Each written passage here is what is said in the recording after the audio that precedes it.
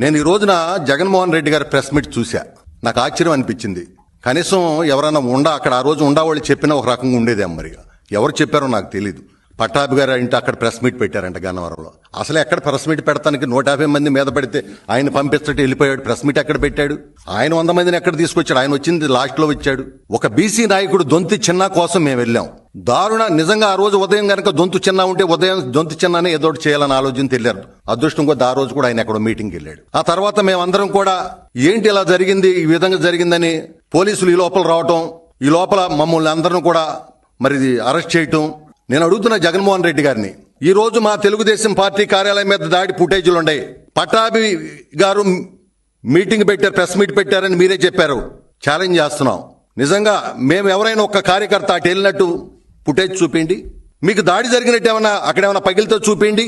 పట్టాభి గారు press meet పెట్టాడు గన్నవరంలో అని చూపిండి.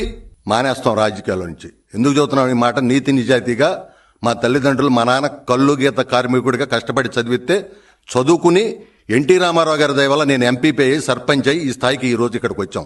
ఎంతో కష్టపడి. మాకు అబద్ధాలు చెప్పాల్సిన అవసరం లేదు.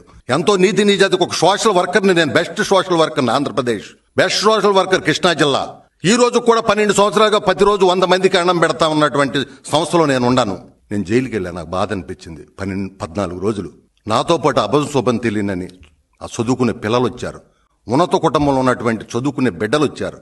వాళ్ళు పడిన బాధ వర్ణనాతీతం. ఆ రోజున జైల్లో ఏనాడు నేను ఊహించాలని నేను జైలుకి వెళ్తానని నా తల్లిదండ్రులు నీతి నిజాయితీతో పెంచారు.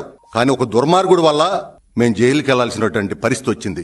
నేను అడుగుతున్నా జగన్మోహన్ రెడ్డి, ఈ రాష్ట్రంలో ఇంత అరాచకం జరగటానికి, ఇన్ని దాడులు జరగటానికి నువ్వు కారణం కాదా అని నేను అడుగుతున్నా ఈరోజు మిమ్మల్ని.